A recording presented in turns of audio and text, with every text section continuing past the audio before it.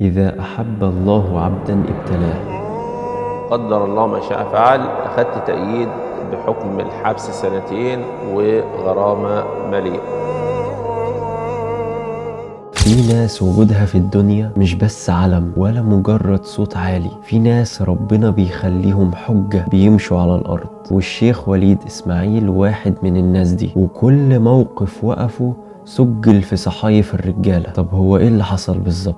هات مخك وتعالى. في واحد من أبناء المذهب الشيعي رفع قضية على الشيخ وليد إسماعيل، والقضية دي صدر فيها حكم أولي بالحبس 2 وغرامة مالية. بس لسه في مرحلة، وهي مرحلة الاستئناف، يعني لسه باب الأمل مفتوح، واحنا عندنا حسن ظن في ربنا، وإن شاء الله البراءة تيجي في مرحلة الاستئناف. يا ريت يا جماعة كلنا ندعي ونقول يا رب بلغ عبدك السلامة، اللهم اجعل له من كل هم فرجا، ومن كل ضيق مخرجا، ومن كل بلاء عافية، اللهم لا ترنا فيه بأسا، ولا تجعل في قلبه خوفا، ولا في صدره ضيقا، اللهم اربط على قلبه وكن له ولا تكن عليه. مش كل محنة نهايتها ألم. كان معك الفاتح، فتحت لك باب العقل، والدور عليك تفتحه لحد تاني. ذاكرا أصحابكم متأدبا واعرف عظيم منازل